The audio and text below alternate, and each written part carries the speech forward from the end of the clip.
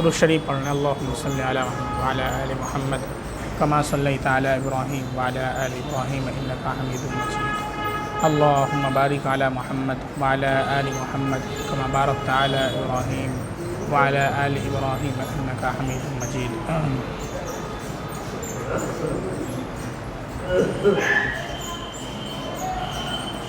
اعوذ باللہ من الشیطان الرجیم بسم اللہ الرحمن الرحیم یا ایہا الذین آمنوا لا تأکلوا الربا اضعافا مضاعفة واتقوا اللہ لعلکم تفلحون واتقوا النار التي أعدت للكافرين وأطيعوا الله ورسوله لعلكم ترحمون صدق الله العظيم۔ شروع اللہ کے نام سے جو بڑا مہربان نہایت رحم کرنے والا ہے۔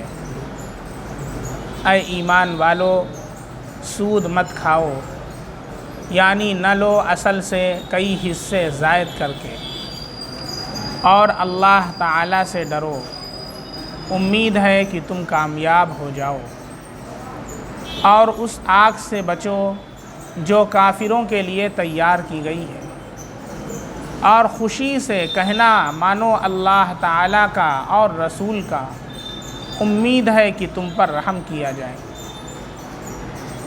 یہ سورہ آل عمران آیت نمبر 130، 131 اور 132 ہے، جس میں اللہ رب العزت سود کے کھانے کو منع فرما رہے ہیں۔ چنانچہ ارشاد فرمایا یا ایہا الذین آمنوا لا تأکلوا الربا اضعافا مضاعفہ، اے ایمان والو سود مت کھاؤ، یعنی نہ لو اصل سے کئی حصے زائد کر کے۔ بظاہر یہاں پر ایسا لگتا ہے کہ جو ممنوع ہے، منع کیا جا رہا ہے، وہ اصل سے کئی حصہ زائد کر کے کھانے سے منع کیا جا رہا ہے۔ کیا مطلب؟ اگر کئی حصہ زائد نہ کیا جائے بلکہ اصل پر ہی ایک مرتبہ سود لیا جائے تو وہ منع نہیں ہے۔ بظاہر ایسا لگتا ہے، جبکہ یہ مراد نہیں ہے، اس لیے کہ یہاں پر جو اللہ نے فرمایا اضعافا مضاعفہ، سود نہ کھاؤ اصل سے کئی حصہ زائد کر کے، یہ اضعافا مضاعفہ جو ہے یہ حرمت کی قید نہیں ہے کہ سود کھانا حرام اس وقت ہے جبکہ اصل سے کئی حصہ زائد کر کے لیا جائے تب حرام ہے، ایسا نہیں ہے۔ بلکہ اضعافا مضاعفہ یہاں پر جو ذکر کیا گیا ہے یہ سود کی قباحت کو اور سود کی شناعت کو اور سود کی خرابی کو بیان کرنے کے لیے اضعافا مضاعفہ کا بیان آیا ہے۔ بظاہر کیا لگ رہا ہے کہ اگر اصل سے کئی حصہ زائد کر کے لیا جائے تب ناجائز، اور اگر کئی حصہ زائد کر کے نہ لیا جائے تب پھر جائز۔ یہ مراد نہیں ہے، نہ یہ مطلب ہے، کیونکہ اضعافا مضاعفہ یہاں پر جو ہے اصل سے کئی حصہ زائد کر کے، یہ سود کی حرمت کے لیے قید نہیں ہے کہ سود حرام اس وقت ہے جب اصل سے کئی حصہ زائد کر کے لیا جائے، ایسی بات نہیں ہے۔ بلکہ یہاں پر اضعافا مضاعفہ جو آیا ہے یہ سود کی قباحت کو اور سود کی شناعت کو بیان کرنے کے لیے آیا ہے، جیسا کہ مفسرین نے تفاسیر میں اس کی تفسیر فرمائی ہے۔ کیوں؟ اس لیے کہ اصل سود کی حرمت کا بیان تو تیسرے پارے کے پاؤ حصے پر اللہ رب العزت نے خود ارشاد فرما دیا۔ کیا ارشاد فرمایا؟ احل اللہ البیع وحرم الربا، اللہ نے بزنس کو، تجارت کو حلال قرار دیا ہے اور سود کو حرام قرار دیا ہے۔ مطلق وہاں پر اللہ نے منع فرمایا، کوئی قید نہیں ہے کہ اگر اصل سے کئی حصہ زائد کر کے لو، کیا مطلب 100 روپیہ پر جو ہے 200 روپیہ سے زیادہ 300 روپیہ لو، کئی حصہ اصل سے زائد کر کے لو تب حرام ہے، اور 200 روپیہ لو تو جائز ہے، ایسا نہیں۔ 1 روپیہ بھی لوگے تو ناجائز اور حرام۔ کیوں؟ اس لیے کہ اللہ نے اصل سود کی حرمت کا بیان اس سے پہلے کر دیا ہے، تفصیل سے وہاں پر سود کی حرمت کا بیان آیا ہے، اور وہاں اللہ اور اس کے رسول کا اعلان جنگ، فَأْذَنُوا بِحَرْبٍ مِّنَ اللَّهِ وَرَسُولِهِ۔ جو لوگ سود کھاتے ہیں، انٹرسٹ کا پیسہ بینک میں جمع کر کے اسی سے کھاتے ہیں اور اپنے گھر والوں کو کھلاتے ہیں، اپنے بال بچوں کو کھلاتے ہیں، وہ اپنے پیٹ میں آگ بھر رہے ہیں، آگ۔ لا یأکلون فی بطونہم الا النار، وہ نہیں کھاتے اپنے پیٹ میں مگر آگ۔ چنانچہ وہ خود سوچیں کہ ہم اپنے پیٹ میں اور اپنے بال بچوں کے پیٹ میں ہم آگ بھر رہے ہیں، یعنی جہنم کی آگ کو ڈال رہے ہیں۔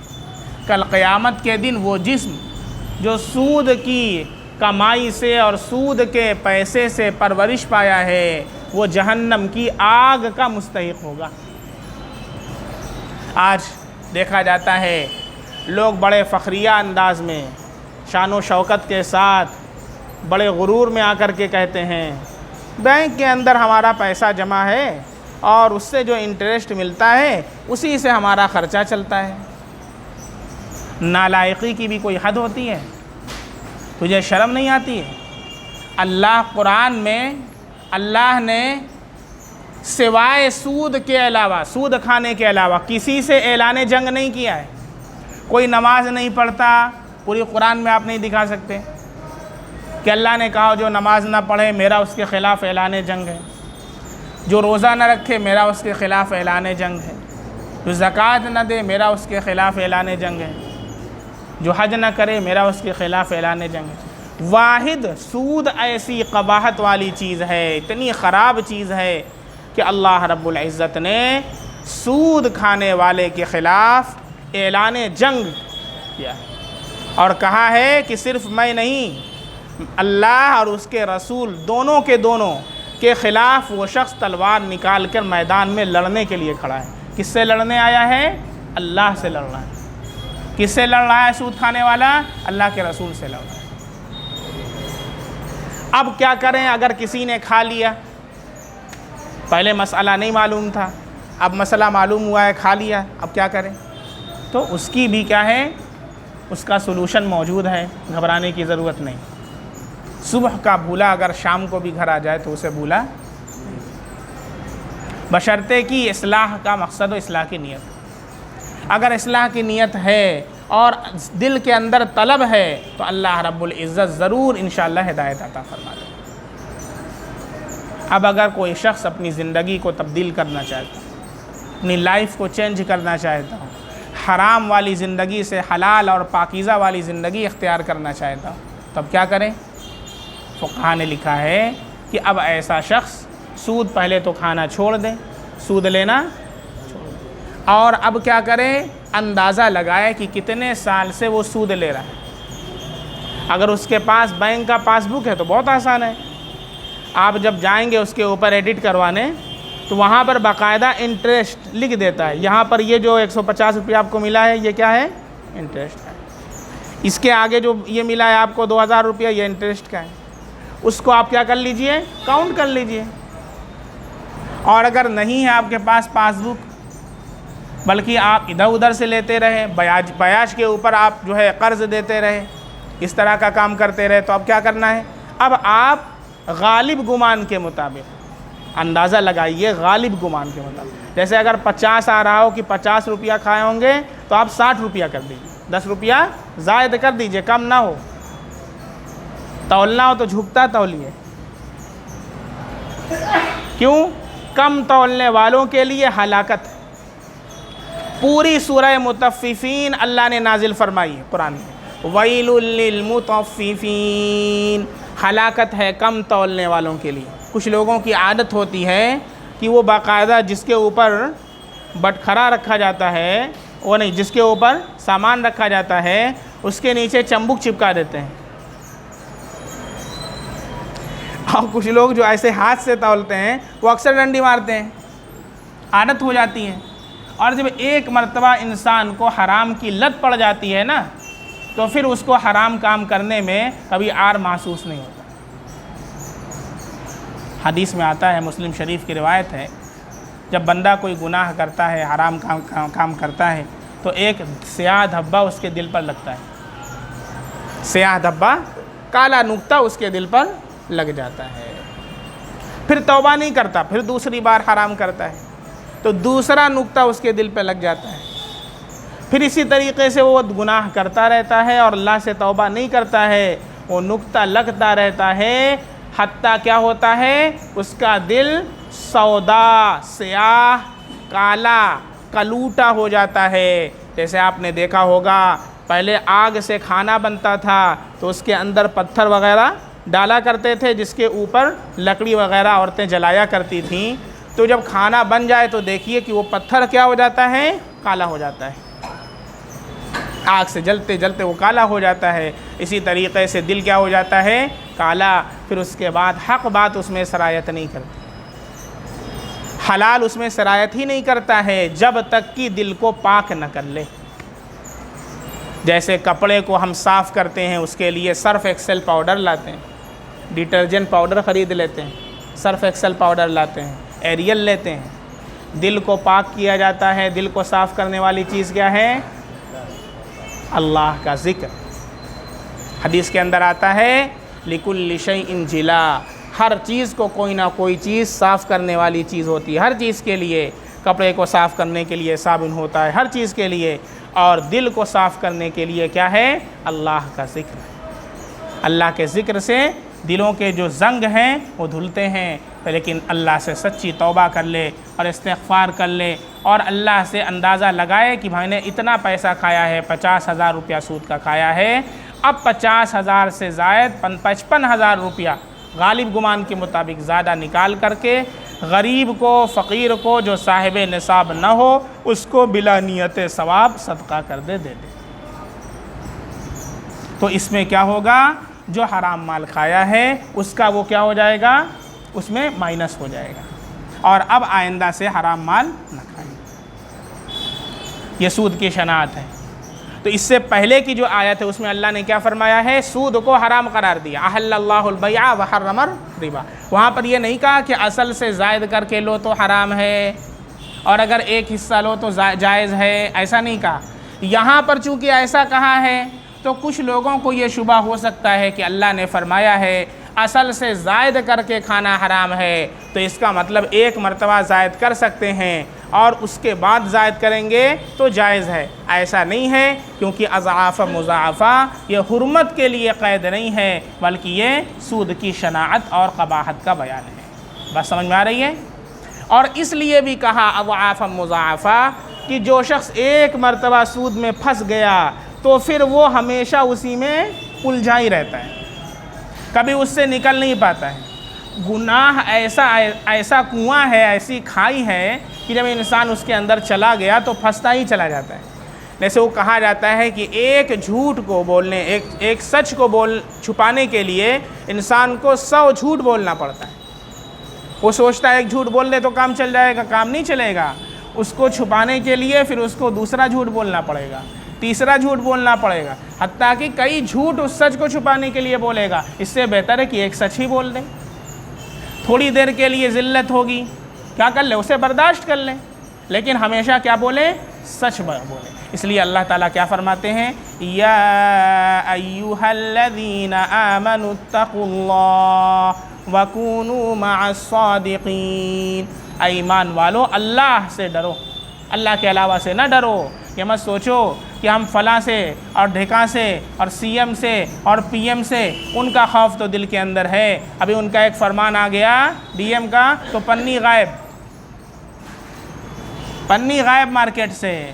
اور پنی ہے رکھے ہیں تو بھی چھپا کر کے آلو کے نیچے، کوئی دیکھ نہ پائے، ہے کہ نہیں. اتنا خوف اگر اللہ کا ہو جائے اتنا خوف جتنا ہمارے ڈی ایم کا ہے، اتنا بھی خوف اگر اللہ کا ہو جائے تو کوئی بندہ ایسا ہے کہ نماز چھوڑ دے؟ آپ سوچ لیں کہ ہم پنی کا فرمان آ گیا، کیا کر لے گا؟ 500 روپیہ فائن مارے گا، 1000 مار دے گا، جیل میں بند کر دے گا، کتنا دن رکھے گا؟ جہنم کی آگ کو ہم سہ سکتے ہیں؟ جہنم کا ایک انگارہ اگر اس کائنات میں گرا دیا جائے، پوری کائنات جل کر کے راکھ ہو جائے۔ ایک انگارہ، پوری کائنات جل کر کے راکھ ہو جائے۔ آپ سوچیں اس جہنم کی آگ کو ہم برداشت کر سکتے ہیں؟ سب سے ہلکا جو عذاب ہوگا، سب سے خفیف عذاب، سب سے کم عذاب ہوگا میرے نبی صلی اللہ علیہ وسلم کے چچا کو۔ ہمارے نبی صلی اللہ علیہ وسلم کے چچا ابو طالب، وہ اللہ کے نبی کا بہت ساتھ دیتے تھے، کیونکہ سرداران میں سے تھے، مکہ کے سرداروں میں ان کا شمار ہوتا تھا۔ جب تک آپ زندہ تھے کھل کر کے کوئی آپ صلی اللہ علیہ وسلم کو تکلیف نہیں پہنچا سکتا تھا۔ چچا کھڑے ہو جاتے تھے، اگرچہ وہ اسلام نہیں لائے تھے لیکن اپنے بھتیجے کا کیا کرتے تھے؟ سپورٹ کرتے تھے اور کہتے تھے کرو جو کرنا ہے، کوئی تمہارے سامنے آئے گا تو میں دیکھ لوں گا۔ اور کوئی آتا تک کھڑے ہو جاتے تھے، کیونکہ سردار تھے تو لوگ بھاگ جاتے تھے۔ چنانچہ جب تک اللہ کے نبی کے چچا زندہ تھے، کفار مکہ کھلے عام کھل کر کے اللہ کے نبی کو تکلیف نہیں پہنچا سکے۔ ایک مرتبہ سارے سرداران جمع ہوئے کفار مکہ اور کہا کہ چلو آج اللہ کے نبی کے چچا کے پاس چلتے ہیں، اور ان سے کہتے ہیں کہ اپنے بھتیجے کو سمجھائیے، وہ ہمارے معبودوں کو برا بھلا کہتا ہے، ہمارے معبودوں کو الٹا سیدھا کہتا ہے، اور یہ کہتا ہے کہ صرف ایک اللہ کی عبادت، لا الہ الا اللہ، ایک اللہ کی عبادت ہے، ایک اللہ کی پرستش ہے، محمد رسول اللہ، اور طریقہ محمد رسول اللہ کا ہے، اس کو سمجھائیے۔ تو چچا سمجھائیں گے تو نبی مان جائیں گے۔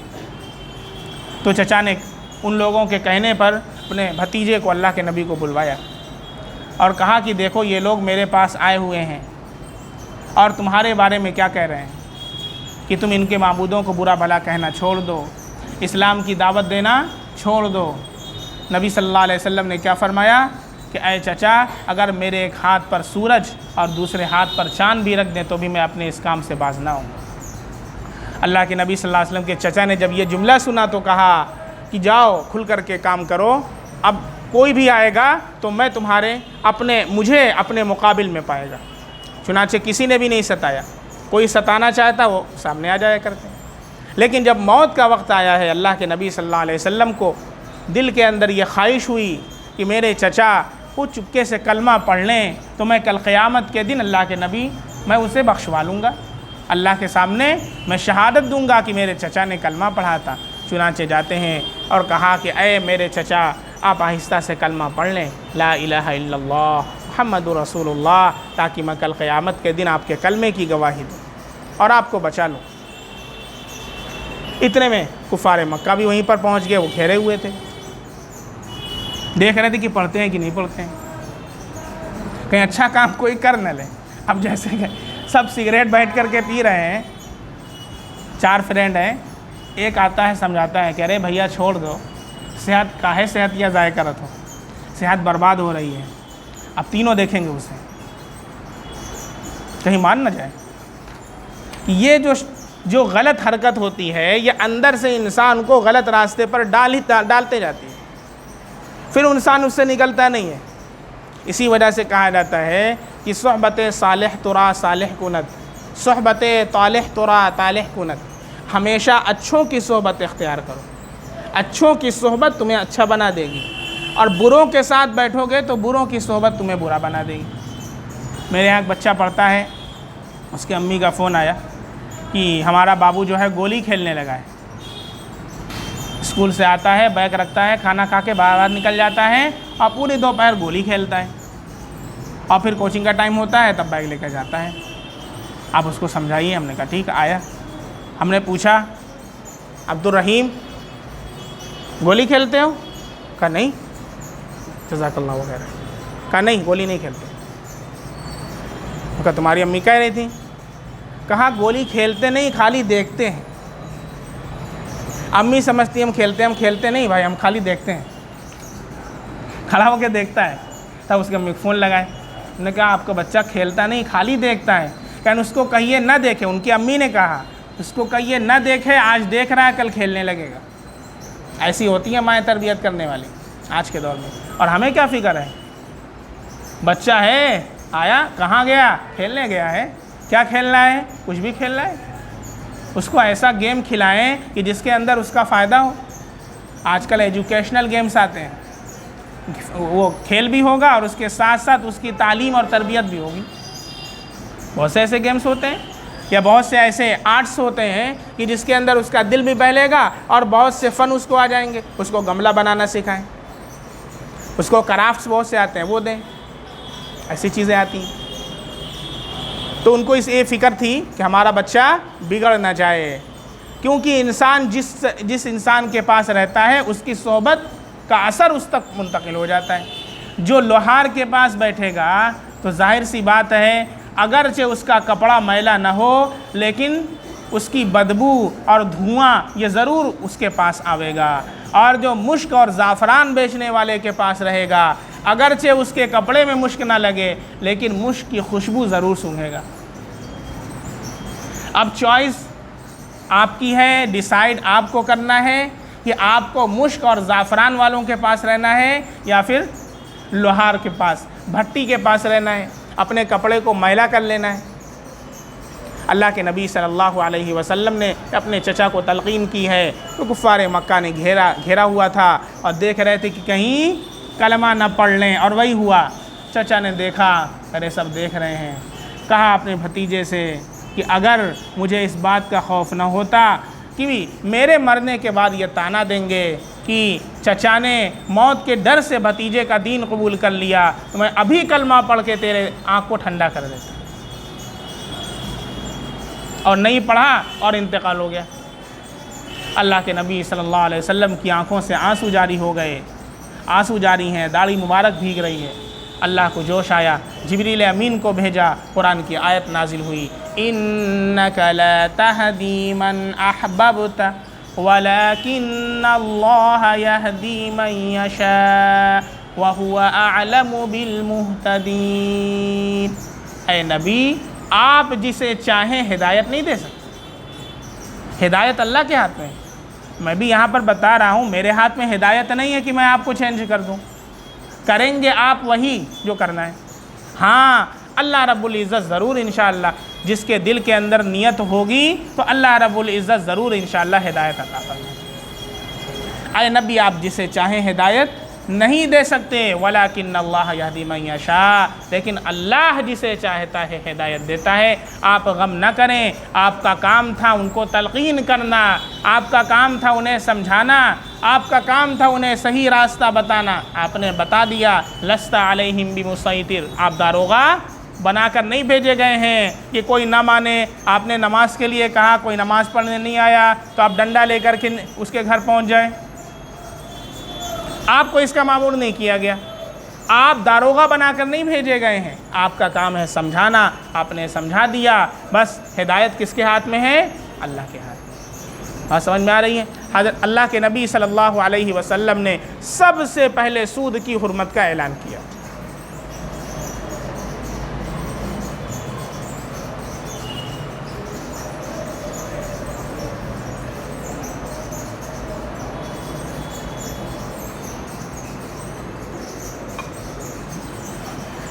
الحمدللہ آپ صلی اللہ علیہ وسلم کی بعثت سے پہلے بیاج کا کاروبار اور سود کا جو کاروبار تھا وہ پورے مکہ میں شباب پر تھا، پوری دنیا میں چلتا تھا۔ خود اللہ کے نبی صلی اللہ علیہ وسلم کے چچا حضرت عباس رضی اللہ عنہ لاکھوں کا کاروبار سود پر کیا کرتے تھے۔ جائز تھا، حرام تو تھا نہیں، جیسے شراب پہلے جائز تھی، صحابہ بھی شراب پیتے تھے، شراب ناجائز نہیں تھی تو صحابہ بھی شراب پیتے تھے، ایسے سود بھی جائز تھا۔ اللہ کے نبی صلی اللہ علیہ وسلم کے چچا کے لاکھوں نہیں کروڑوں روپے ایسے تھے جو لوگوں کے اوپر بقایا تھے۔ اللہ کے نبی صلی اللہ علیہ وسلم نے جب اعلان کیا ہے سود کی حرمت کا اور یہ آیت نازل ہوئی احل اللہ البیع وحرم الربا، اللہ نے بیع کو حلال کیا ہے، تجارت کو حلال کیا ہے، سود کو حرام کیا ہے۔ تو آپ صلی اللہ علیہ وسلم نے اعلان کر دیا کہ آج سے اسلام نے سود کو حرام کر دیا ہے، آج کے بعد سے سود کھانا، سود لینا، سود دینا یہ سب کے سب ناجائز اور حرام ہے۔ اب لوگوں کے دل میں خیال پیدا ہوا، کیا رہے ہمارا تو لاکھوں روپیہ باقی ہے۔ جو لوگ کاروبار سود کا کیا کرتے تھے ان کا لاکھوں روپیہ باقی تھا، تو اتنا بڑا نقصان ہو جائے گا ہمارا۔ دل کے اندر ایک خیال پیدا ہوا۔ باقی صحابہ کرام فوراً عمل کیا کرتے تھے، لیکن انسان ہونے کے ناطے، انسان بشر ہے تو بشر ہونے کے ناطے خیال تو آئے گا نا۔ کوئی کروڑوں روپیہ باقی ہے، اللہ رب العزت نے آیت نازل فرما دی کہ سود حرام ہے، اب دل پر کیا گزرے گی؟ سب سے بڑے سود پر جو ہے پیسہ دینے والے اللہ کے نبی کے چچا تھے۔ اللہ کے نبی نے سب سے پہلے اپنے چچا کو بلایا۔ اسلام پریکٹیکلی کیا کرتا ہے؟ تعلیم دیتا ہے، صرف اناؤنسمنٹ نہیں کر دیتا ہے مائک سے، بلکہ عمل کر کے دکھاتا ہے۔ میرے نبی صلی اللہ علیہ وسلم نے نماز کا حکم دیا تو نماز پڑھ کر کے دکھایا، روزے کا حکم دیا تو روزہ رکھ کر کے دکھایا، زکوٰۃ کا حکم دیا زکوٰۃ نکال کر دکھایا۔ بات سمجھ میں آ رہی ہے؟ تو اللہ کے نبی صلی اللہ علیہ وسلم نے اپنے چچا کو بلایا اور کہا کہ سن لو، سارے صحابہ کی موجودگی میں، کہ آج سے سود حرام، اور سب سے پہلا سود ان اول ربا موضوع عنکم ربا عباس بن عبد المطلب۔ سب سے بڑے سود کے تاجر کون ہیں؟ میرے چچا کھڑے ہوئے ہیں۔ اگر تمہارے ذہنوں میں یہ آ رہا ہوگا کہ ہمارا نقصان ہوگا، تمہارا 1 لاکھ کا ہوگا، ان کا 1 کروڑ کا ہوگا، اتنے بڑے تاجر ہیں، اور میں ان کا بھتیجا آج اعلان کر رہا ہوں کہ تمہارے اوپر جتنا ان کا سود ہے سب معاف۔ چھوٹی بات نہیں ہے، کہنوں کو چھوٹی بات ہے، 15 لاکھ اکاؤنٹ میں آ جائیں گے، کہنا آسان ہے، کر کے کوئی دکھائے 5 روپیہ آیا؟ کہنے کو تو کوئی کچھ بھی، گئیو گابن بھینسو گابن۔ اسلام کہتا نہیں ہے، کر کے دکھاتا ہے۔ یہ فرق ہے اسلام میں اور غیر اسلام کے اندر۔ بات سمجھ میں آ رہی ہے؟ بیٹی بچاؤ بیٹی پڑھاؤ کہتا نہیں ہے اسلام، اسلام کر کے دکھاتا ہے۔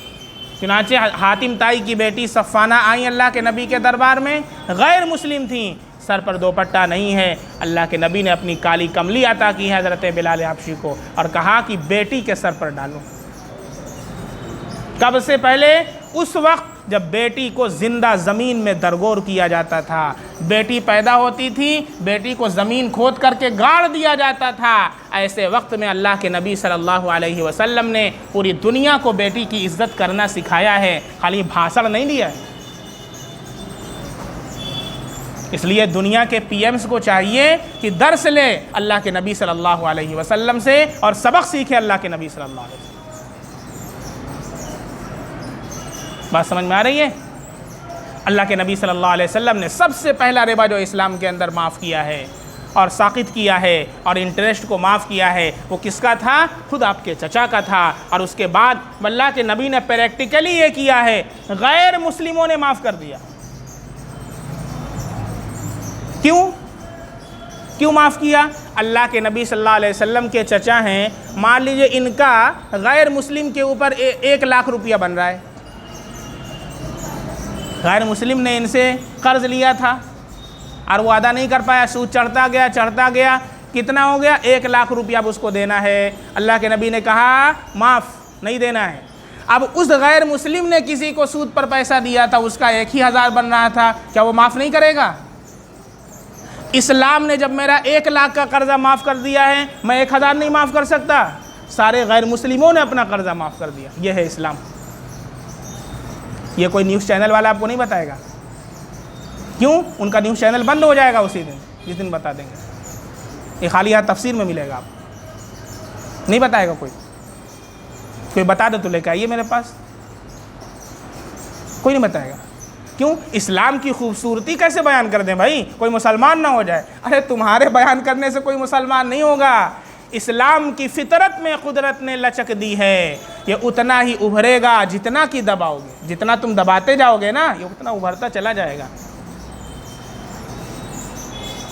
آج الحمدللہ پورے عالم کے اندر اسلام پہنچ چکا ہے۔ اور وہ دن آنے والا ہے، اللہ کے نبی نے اپنی فاطمہ اپنی بیٹی سے فرمایا، اے فاطمہ تیرے نبی کا لایا ہوا دین ہر کچے پکے گھر کے اندر داخل ہو کر کے رہے گا، خواہ عزیز کی عزت کے ساتھ یا ذلیل کی ذلت کے ساتھ، اللہ کے نبی کا قول صادق ہو کر کے رہے گا۔ اس لیے جو حضرات ابھی سود کھاتے ہیں یا سود پر پیسہ دوسروں کو دیتے ہیں یا بیاج اور انٹرسٹ بینک سے لے کر کے خود استعمال کرتے ہیں، کچھ لوگ کہتے ہیں ارے بیت الخلا بنوا لو، تو مسئلہ پوچھا آپ نے، بیت الخلا بنوا لو، وہ بیت الخلا کو یوز کون کرے گا؟ بینیفٹ کون اٹھا رہا ہے؟ تو سود سے فائدہ تو اٹھا رہے ہو نا، بیت الخلا بھی نہیں بنوا سکتے ہیں، سمجھ میں آیا؟ کچھ لوگ کہتے ہیں بیت الخلا میں لگا دیے نا، لیے تھے، کھاتے نہیں ہم کھاتے نہیں، ہم بیت الخلا میں لگا دیتے ہیں، تو بیت الخلا میں نہیں لگا سکتے ہیں، سمجھ میں آ رہا ہے کہ نہیں؟ کچھ لوگ کہتے ہیں سود لیتے تو ہیں، ہم اس سے جوتا پالش کروا لیتے ہیں، سود لیتے ہیں اس کو کھاتے نہیں ہیں، وہ رکشے کا کرایہ دے دیتے ہیں، تو رکشے پہ بیٹھ کر کے کون جاتا ہے؟ آپ ہی جاتے ہیں نا، فائدہ کون اٹھا رہا ہے؟ تب فائدہ آپ کو مل رہا ہے، جائز نہیں ہے، بغیر نیت ثواب کے، یہ بھی قید ہے، بغیر نیت ثواب کے کسی غریب کو، کسی فقیر کو، اس میں مسلم کی بھی قید نہیں ہے، غیر مسلم کو بھی دے سکتے ہیں، ہاں غیر مسلم کو بھی دے سکتے ہیں، جو صاحب نصاب نہیں ہے، زکوٰۃ کا مستحق نہیں ہے، زکوٰۃ کا اس پر زکوٰۃ واجب نہیں ہے، مستحق زکوٰۃ ہے، غریب ہے، فقیر ہے، آپ اسے بغیر نیت ثواب کے دے دیں۔ بات سمجھ میں آ رہی ہے؟ ہاں، جیسے انکم ٹیکس ہے، اس کے اندر فقہاء نے لکھا ہے کہ دے سکتے ہیں۔ جو ٹیکس ایسے ہیں جو ظلماً کیا کیے جاتے ہیں، عائد کیے جاتے ہیں حکومت کی طرف سے، اس کے اوپر آپ دے سکتے ہیں۔ آگے اللہ نے فرمایا وَاتَّقُوا اللَّهَ لَعَلَّكُمْ تُفْلِحُونَ، اللہ سے ڈرو۔ یہ کیوں کہا اس کے بعد؟ اس لیے کہ اب بہت سے لوگ ہوں گے تو آنا کانی کریں گے، ہاں اس کے حیلے کی شکل نکالیں گے، جواز کی شکلیں نکالیں گے، تو اللہ نے کیا فرمایا کہ دیکھو دنیا والوں سے چھپا لوگے، اللہ تو دیکھ رہا ہے نا۔ وَاتَّقُوا اللَّهَ، اللہ سے ڈرو، اللہ سے کہاں تک چھپاؤ گے؟ لَعَلَّكُمْ تُفْلِحُونَ، تاکہ تم کیا ہو جاؤ؟ کامیاب ہو جاؤ۔ وَاتَّقُوا النَّارَ الَّتِي أُعِدَّتْ لِلْكَافِرِينَ، اور اس آگ سے بچو جو کافروں کے لیے تیار کی گئی، جہنم کی آگ سے، جیسا کہ اس سے پہلی آیت کے اندر آ چکا کہ جو سود کھاتے ہیں وہ اپنے پیٹ میں آگ بھرتے ہیں۔ وہ کون سی آگ ہے؟ وہ جہنم کی آگ ہے، جس میں ان کو کل قیامت کے دن ڈالا جائے گا۔ تو اللہ نے فرمایا کہ اس آگ سے ڈرو، بچو جو کافروں کے لیے تیار کی گئی۔ یہ کیوں کہا کہ وہ کافروں کے لیے تیار کی گئی؟ اس میں تو مسلمان بھی ڈالے جائیں گے، تو اللہ نے یہ کیوں کہا کافروں کے لیے خالی تیار کی گئی؟ وہ مسلمانوں کے لیے بھی تیار کی گئی ہے؟ نہیں، تیار تو کی گئی ہے انہی لوگوں کے لیے کہ جو اللہ کے ساتھ کفر کرتے ہیں، اللہ کی توحید پر اقرار نہیں کرتے، اللہ کو ایک نہیں مانتے۔ جیسے کوئی آپ کا غلام ہو، کھاتا آپ کا ہو، کھاتا آپ نے اس کو 10,000 سیلری پر اپنی دکان پر رکھا ہو، آپ پیسہ دیتے ہو سیلری، اور جا کر کے بغل والی دکان میں کل کام کریں، آپ کیا کریں گے بتائیے؟ صحیح سے بتائیے گا۔ بہت سے ایتھیسٹ جو دہریہ ٹائپ کے ہوتے ہیں نا، کہتے تو بڑا ظلم اللہ تعالیٰ کر رہے ہیں۔ کیا ظلم کر رہے ہیں بھیا؟ جہنم کا بنا دی اللہ تعالیٰ، تو کیا تیرے لیے جنت بنائیں؟ اللہ کی نافرمانی کرو گے تو کیا بنائیں گے اللہ تعالیٰ؟ تو ان سے ہم نے یہ سوال کر دیا، آپ نے ایک ملازم رکھا ہے، ایک امپلائی اپنی دکان پر رکھا ہے، 10,000 سیلری آپ نے اس کی فکس کر دیا، ٹھیک ہے؟ وہ کسی دن آپ کی دکان پر نہیں آتا ہے، ہاں چائے پینے کے ٹائم آتا ہے اور کھانا کھانے کے ٹائم، اور کھانا یوں جھٹ کھاتا ہے اور پھر دوسرے بغل والی دکان پر جاتا ہے، صبح سے شام پر اس کے ہاں کام کرتا ہے۔ سیلری لینے جب آئے گا مہینے کے ختم پر، تو آپ مالا لے کے استقبال کریں گے؟ کیا کریں گے آپ؟ صحیح سے بتائیے گا، کیا کریں گے؟ مالا لے کے استقبال کریں گے کہ جوتے سے ماریں گے؟ اللہ ہی کی زمین پر رہتا ہے، اللہ ہی کا کھاتا ہے، اللہ کی دی ہوئی آنکھ سے دیکھتا ہے ٹکر ٹکر، اللہ کے دیے ہوئے ہاتھ سے کیا کرتا ہے؟ کام کرتا ہے۔ اللہ نے ہاتھ نہ دیا ہوتا تو کیسے لکھتا؟ آج جو بیٹھ کر کے کمپنی میں سائن کھٹاکھٹ کر رہا ہے، ہاتھ کس نے دیا ہے؟ اللہ ہاتھ کو شل کر دے پھر لولا کر دے، کیسے سائن کرو گے؟ اللہ نے پیر دیا ہے، اللہ نے اتنا اچھا جسم دیا ہے، اللہ نے صحت سے نوازا ہے، اسی اللہ کا انکار کر رہے ہو، تو اللہ کیا کرے گا؟ उइद्दत लिलकाफिरीन, जहन्नम को तैयार किया है। ये तो दुनिया का भी दस्तूर है। बात समझ में आ रही है? किसके लिए? काफिरों के लिए। लेकिन डाले जाएंगे मुसलमान भी, तैयार मुसलमानों के लिए नहीं किया है, जो अल्लाह पर ईमान लाने वाले हैं, जो अल्लाह पर ईमान लाने वाले, अल्लाह की तौहीद को इकरार करने वाले, अल्लाह के दिए हुए अहकाम पर अमल करने वाले हैं, तो उनके लिए तैयार नहीं की गई है। लेकिन उनमें से भी कुछ वो हैं कि जो छोड़ पकड़ वाला मामला करते हैं। छोड़ पकड़ तो भाई थोड़ा डांट डपट होती है कि नहीं? जैसे आपके यहाँ कोई मुलाजिम है, ठीक आप ही के यहाँ काम करता है, लेकिन आपने कहा कि जाओ भैया 1 किलो ननुआ लेके आओ, 1 के पाव लेकर के आया। आप कोई काम कहते हैं वो आधे से कम करता है, आपको गुस्सा आएगा कि नहीं? एक दिन उठा करके छापड़ मार भी देंगे आप। तो थोड़ा सा डांट डपट करने के लिए जहन्नम में डाला जाएगा, अगरचे तैयार नहीं किया गया जहन्नम को इस्लाम वालों के लिए, जो अल्लाह को मानता है। कुछ बात समझ में आ रही है? इसलिए कहा कुरान में उइद्दत लिलकाफिरीन। अब किसी के जहन में ये सवाल आए, करे मुसलमानों के लिए क्यों नहीं है? इसलिए कि जो अल्लाह को मानता है, अल्लाह ने उसके लिए जन्नत तैयार कर रखी है, और ऐसी जन्नत है जिसमें जाने के बाद जब अहले जन्नत जन्नत में दाखिल होंगे, वहाँ के हूर व ग़िलमान को देखकर 70,000 साल तक बेहोश हो जाएंगे। कितने साल तक? 70,000 साल तक। इतनी खूबसूरत। आज दुनिया की हसीनाओं के पीछे लग करके अपनी जवानी ज़ाय करते हो। हुस्ने सूरत चंद रोज़ा, हुस्ने सीरत मुस्तकिल। आज लोग बहू देखने जाते हैं, सबसे पहले क्या देखते हैं? अरे नाक नक्शा बढ़िया है कि नहीं, और दीनदारी, नमाज, रोज़ा, कुरान, अरे वो सब तो बात की चीज़। सबसे पहली चीज़ क्या है? परी होना चाहिए। और परी ऐसी लाते हैं 1 महीने के बाद अच्छे से परा बना देती। अल्लाह के नबी ने क्या फरमाया? इसीलिए हदीस में क्या फरमाया? 4 चीज़ों की वजह से निकाह किया जाता है। तुनकाहुल मरअतु लिअरबइन। मैं तो हर निकाह से पहले ये बयान करता हूँ, मेरे नबी ने मशवरा दिया है। अल्लाह के नबी के मशवरे को तो कबूल करोगे ना? मेरे नबी का मशवरा ये बताओ खैर खाही पर होगा या बदखाही पर होगा? हमारे नबी हमारी खैर खाही चाहेंगे या बदखाही चाहेंगे? खैर खाही चाहेंगे। मेरे नबी ने क्या कहा? तुनकाहुल मरअतु लिअरबइन। औरत से निकाह किया जाता है 4 चीज़ों की वजह से। ली हसबिहा, उसके हसब नसब की वजह से। अरे बड़े ऊँचे ख़ानदान की है, यानी हमू शादी कर ले तो हमरो सर वहाँ तक पहुँच जाएगा, सर तक, है कि नहीं? मुआशरे में मेरा नाम हो जाएगा। अरे फलां का शौहर आ रहा है। समझ में आ रहा है? पहले बहुत चलता था। और किसकी वजह से? वली मालिहा, बड़ी मालदार है, तो बैठ करके खाएंगे उसका पैसा ले करके, है कि नहीं? कुछ शौहर ऐसे ही होते हैं, बीवी का खाते हैं, बीवी से जॉब करवा करके अपना घर में बैठ के बीवी का। अरे शर्म आनी चाहिए, बीवी का पैसा खाते हो। अरे उसको घर में रखो, अपना जा करके कमाओ। कहीं मजबूरी है तो उसके अहकाम अलग है। अब यूरोप कंट्रीज़ के अंदर आप जा करके देखें, फैमिली सिस्टम तबाह होकर के रह गया।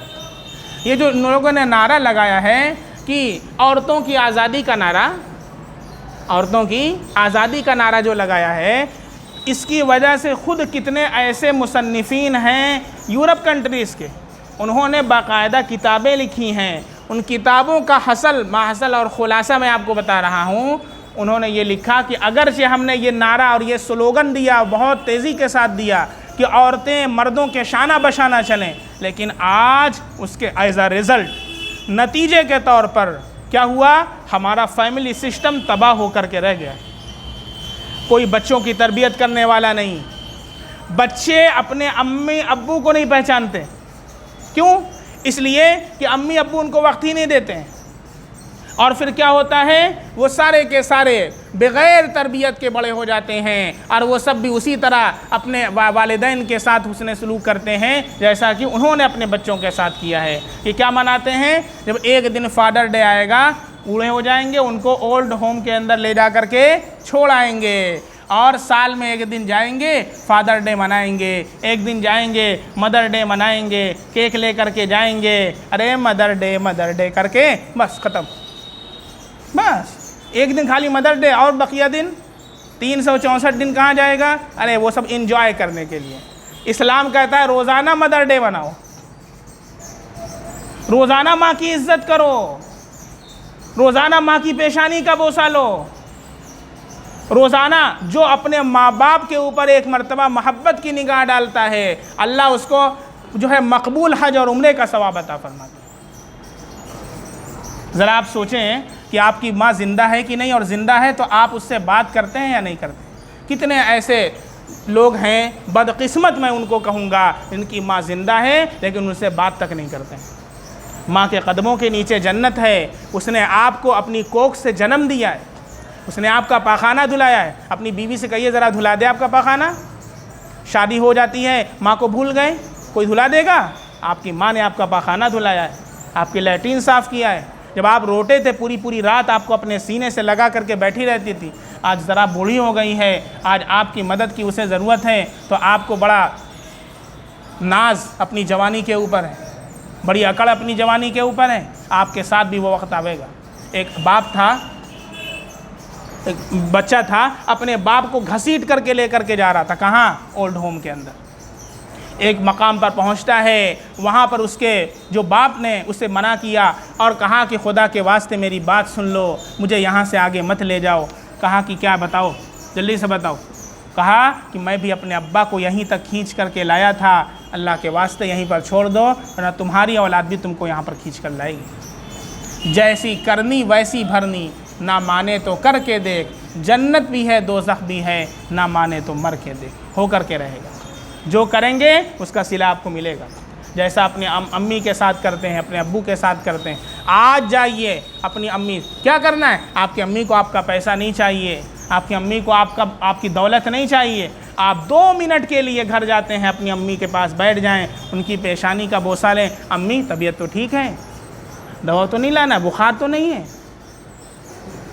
کوئی ضرورت ہوگی میں آپ کا بیٹا ہوں، یہاں پر موجود ہوں، مجھے ضرور بتائیے۔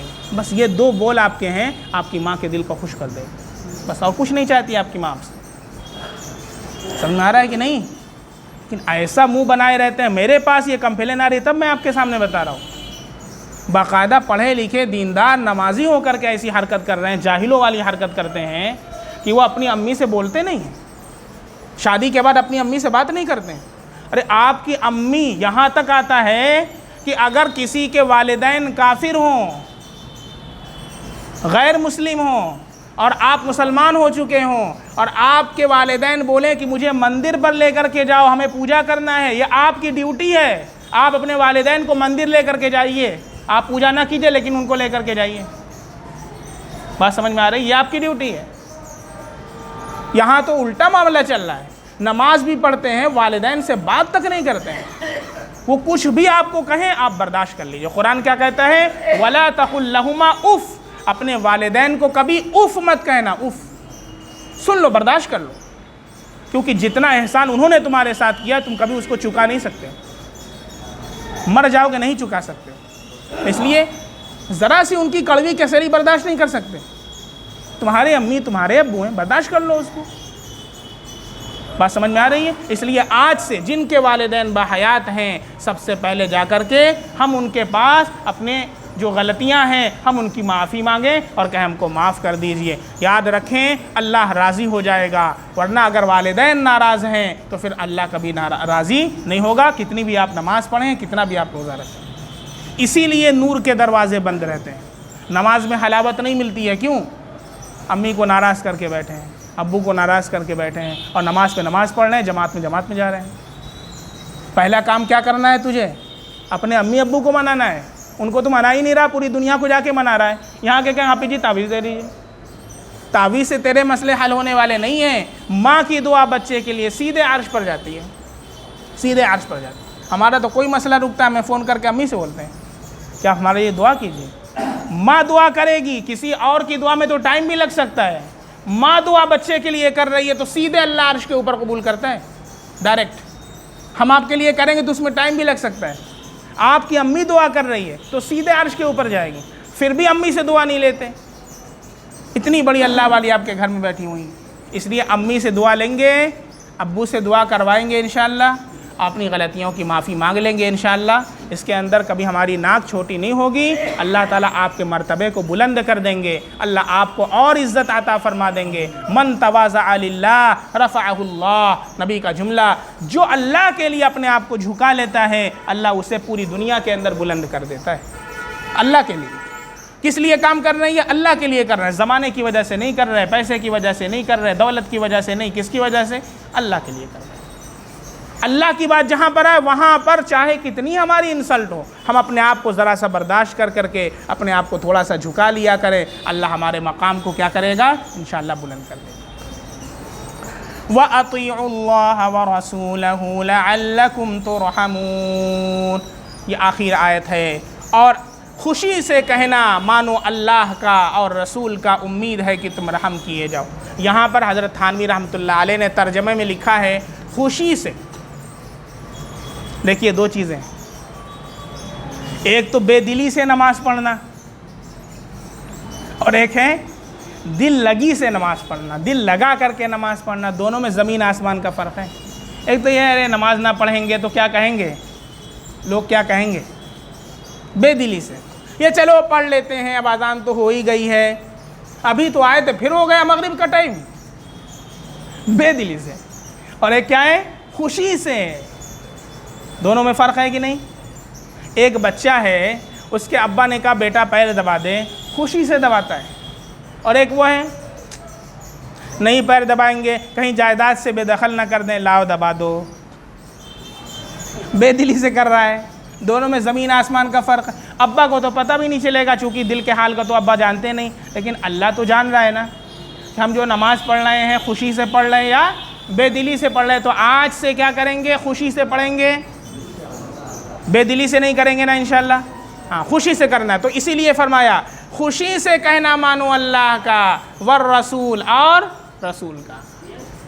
یہ نہیں کہ آج مفتی صاحب نے کہا ہے کہ سود کو چھوڑ دیں گے، ہر مہینہ 500 مل جایا کرتا تھا، اب تو چھوڑنا پڑے گا، بے دلی سے نہیں، خوشی سے، کیونکہ اللہ کا حکم ہے۔ اور اللہ اتنی برکت عطا فرمائیں گے جب آپ رزق حلال کو اختیار کریں گے کہ 1000 میں اللہ 10,000 کی برکت دیں گے انشاءاللہ، آپ کر کے دیکھیں۔ اور حرام جب رہے گا اس کے ساتھ مکس ہوگا نا تو ساری برکت اس مال کی ختم ہو جائے گی، وہ 10,000 1000 کے برابر بھی ہو جائے گا اور آپ کو پتہ نہیں چلے گا، اتنی جگہوں پر وہ خرچ ہو جائے گا، ہاسپٹل کے اندر ہے، کچہری کے اندر ہے، مقدمات کے اندر ہے، کہ وہ بس ایسی چیزیں وہاں پر ہو جائیں گی کہ آپ کو احساس نہیں ہوگا اور سارا پیسہ ختم ہو جائے گا۔ ورنہ حرام رزق حلال کے اندر اللہ برکت عطا فرماتے ہیں، 1000 ہے اور اس کے اندر اللہ ساری ضروریات کو کیا کر دیتا ہے؟ پوری کر دیتا ہے۔ اب امام صاحب کی سیلری کتنی ہوتی ہے؟ 3000 4000 5000، مدرسے میں جو پڑھاتے ہیں 5000 6000، کیا ان کے پاس بیوی بچے نہیں ہیں؟ سب کچھ ہیں، لیکن اللہ تعالیٰ ان کی ساری ضروریات کا انتظام انہی سے فرما دیتا ہے۔ کیوں؟ کیسے؟ آج اس زمانے میں جب کہ کوئی تصور بھی نہیں کر سکتا۔ ایک صاحب ہمارے پاس آئے، پہلے کسی کمپنی میں جاب کرتے تھے، ان کی سیلری زیادہ تھی، پھر اس کے بعد اس کمپنی سے وہ نکل گئے، دوسری کمپنی کا آفر آیا، فار ایگزامپل اس میں 5000 کم تھی، جیسے اس میں 25000 تھی، اس میں 20000 تھی، تو بہت افسوس کر رہے تھے۔ میں کہا بھائی کیا ہو گیا؟ ہاں 20,000 ہے۔ ہم نے کہا 20,000 آپ کی ہے، آپ کے مسجد کے امام صاحب کی کتنی سیلری ہے؟ کہا مسجد کے امام صاحب کی 3000 سیلری۔ کتنی؟ 3000 سیلری۔ ہم نے کہا آپ سوچئے 3 کا ڈبل 6، اس کا تیول کیا ہو گیا؟ ہاں 9، اور پھر 12، کئی گنا زیادہ اللہ آپ کو دے رہا ہے، پھر بھی ناشکری۔ اچھا اللہ ان کی بیوی بچوں کو پال رہا ہے تو 20,000 میں آپ کے بیوی بچوں کو نہیں پالے گا؟ اللہ کی ذات پر یقین ہے۔ اور جب حلال اختیار کریں گے تو اللہ اسی میں برکت عطا فرمائے گا کہ اللہ سارے انتظامات کو پورا کر دے گا، اتنی برکت اللہ عطا فرمائے گا۔ کیوں؟ کب ہوگا؟ جب خوشی سے اللہ کا کہنا مانے۔ فرق سمجھ میں آ رہا ہے؟ بے دلی سے نہیں، خوشی سے نماز پڑھنا، خوشی سے روزہ رکھنا، نہیں کہ ارے بڑی گرمی میں رمضان آ گوا، روزہ تو پھر بھی رکھے گا، ارے یہ جملہ نہ کہا ہوتا اور دل میں خوش ہوتا، اے اللہ تیرا حکم ہے میری جان بھی چلی جائے میں روزہ رکھوں۔ اللہ کیا کہتا فرشتوں سے؟ کتنا اچھا میرا بندہ ہے۔ اللہ رشک کرتا فرشتوں میں نام لے کر کے، ارے ماشاءاللہ، شاہد کو دیکھو اتنی گرمی میں رمضان آیا اور کیا کہہ رہا ہے؟ جان بھی چلی جائے لیکن اللہ کا حکم کیا کروں گا؟ پورا کروں گا۔ فرشتوں سے اللہ رش کرتا، فخر کرتا ہے یہ میرے بندے۔ تو آپ بتاؤ کہ اللہ کے دربار میں اللہ کا ذکر آپ کا ہو، آپ چاہتے ہیں؟ اس لیے خوشی سے اللہ کا کیا کرنا ہے؟ حکم ماننا ہے اور اللہ کے رسول کا حکم ماننا ہے۔ دوسری چیز یہاں پر ہے، اللہ نے کہا اطیعوا اللہ والرسول، دونوں چیزوں کو الگ الگ ذکر کیا ہے۔ اللہ کی اطاعت کرو اور رسول اللہ کی اطاعت کرو۔ اگر دونوں ایک ہی ہوتا تو اللہ تعالیٰ رسول کو نہ لاتے، کیا کہہ دیتے؟ اطیعوا اللہ۔ جیسے آج کل ایک فرقہ نکلا ہے آپ کے جونپور میں، بہت تیزی سے بڑھ رہا ہے، کون؟ اہل قرآن اپنے آپ کو کہتا ہے، اور وہ کون ہے؟ منکر حدیث ہے۔ کیا ہے؟ منکر حدیث کا مطلب اللہ کے نبی کو نہیں مانتا، اللہ کے نبی کی حدیثوں کا انکار کرتا ہے۔ ایسے لوگ کیا ہیں؟ اللہ کے نبی صلی اللہ علیہ وسلم کو جو نہ مانے، لا الہ الا اللہ محمد رسول اللہ، کلمہ ہی مکمل نہیں ہے۔ تو یہ کلمے میں دو جز ہے نا، سب سے پہلے لا الہ الا اللہ، اللہ کے سوا کوئی معبود نہیں، محمد رسول اللہ، محمد صلی اللہ علیہ وسلم اللہ کے رسول ہیں۔ اگر کوئی صرف اتنا پڑھے لا الہ الا اللہ 1 کروڑ بار پڑھ ڈالے اور اللہ کے نبی کی رسالت کو تسلیم نہ کرے تو مسلمان ہوگا؟ ایسے لوگ کہتے ہیں ہم قرآن کو مانتے ہیں، کیا کہتے ہیں؟ نبی کو نہیں مانتے، کلمہ نہیں پڑھتے، کہتے ہیں ہم قرآن کو مانتے ہیں۔ تو قرآن کو کیا مانے گا؟ قرآن میں تو اللہ کہہ رہا ہے یا ایھا الذین آمنوا اطیعوا اللہ والرسول واطیعوا اللہ والرسول لعلکم ترحمون۔ اللہ کا کہنا مانو، اللہ کے رسول کا کہنا مانو۔ تم تو قرآن کو بھی نہیں مانتے، ہم کیسے مانیں؟ قرآن میں لکھا ہوا ہے، تم قرآن کہتے ہیں رسول یہاں پر جو کہا گیا ہے نا، اس رسول سے مراد اللہ کی کتاب ہے۔ یہ جو شیطان ہے بڑا داؤ کھیلتا ہے، ایسے ایسے گمراہ کے راستے آپ کو بتائے گا کہ کبھی اس سے آپ نکل نہیں پائیں گے۔ اتنا بڑا شاطر ہے، کیا کہتا ہے؟ رسول سے مراد اللہ کی کتاب ہے۔ اب میرا سوال، جب اللہ کی کتاب ہے تو اللہ کو الگ سے کہنے کی کیا ضرورت تھی؟ بھئی اللہ کا حکم اللہ کی کتاب میں ہے، اطیعوا اللہ کہہ دیتے ہیں۔ جب رسول سے مراد اللہ ہی کی کتاب ہے تو پھر رسول کہنے کی کیا ضرورت ہے؟ اللہ کا کہنا ماننا کیسے ہوگا؟ کتاب اللہ کو مان کر کے، پھر رسول کے کہنے کی کیا ضرورت؟ لہذا رسول کو نکال دو۔ اور قرآن میں اللہ نے جو فرمایا وَمَا يَنطِقُ عَنِ الْهَوَىٰ إِنْ هُوَ إِلَّا وَحْيٌ يُوحَىٰ، رسول کبھی کچھ اپنی طرف سے نہیں کہتا، جو کہتا ہے اللہ کی طرف سے وحی ہوتا ہے۔ سورہ نجم کے اندر اللہ فرماتے ہیں، دوسری جگہ اللہ کا ارشاد ہے مَا آتَاكُمُ الرَّسُولُ فَخُذُوهُ وَمَا نَهَاكُمْ عَنْهُ فَانْتَهُوا، رسول جو تم کو دے اسے لے لو اور جس سے منع کریں ان سے رک جاؤ۔ یہ کیا ہے پھر؟ یہ کیا ہے پھر؟ بات سمجھ میں آ رہی ہے؟ اور پھر وہ وقت آتا ہے کہ انسان نماز کا انکار کر دیتا ہے، نماز کا انکار۔ ایسے لوگ اس جونپور کے اندر بھی موجود ہیں، آپ لوگ چاہیں تو جا کر کے ملاقات بھی کر سکتے ہیں، لیکن ہمارا مشورہ یہ ہے اور ہماری رائے یہ ہے کہ ایسے لوگوں سے دور رہیے گا، کیونکہ آگ کے پاس جائیں گے تو جل جائیں گے، آگ کے پاس جائیں گے تو جل جائیں گے۔ تو ایسے لوگوں سے دور ہی رہیے ورنہ ایمان کے لالے پڑ جاتے ہیں۔ ایسے لوگ ہیں جو پھر نماز کا بھی انکار کر دیتے ہیں۔ اور ابھی کل ہی کا میرے پاس کا سوال ہے، کل ہی، کہ قرآن میں نماز کہاں ہے؟ قرآن میں نماز کہاں ہے؟ اللہ کے رسول نے تو کبھی نماز ہی نہیں پڑھی ہے۔ اس طرح کے جو جملے، کفریہ جملے جو ہے زبان سے نکالتے ہیں، اسلام سے خارج۔ ایسے لوگ جو بھی ہیں جو اس طرح کی بات کرتے ہیں، ان کی بیوی کو چاہیے کہ ان سے اپنے آپ کو الگ کر لیں، نکاح ٹوٹ چکا ہے، اور ان کے ساتھ اگر ابھی رہتی ہے تو حرام ہوگا، زنا ہوگا، یاد رکھیں۔ یہ بہت زبردست، بہت سخت فتنہ ہے، اور عن قریب قیامت بہت سے بھی فتنے رونما ہوں گے، بہت سے فتنے نکلیں گے، دن بدن ایک نیا فتنہ نکلے گا۔ اللہ ہماری حفاظت فرمائے، ان سارے فتنوں سے اللہ حفاظت فرمائے۔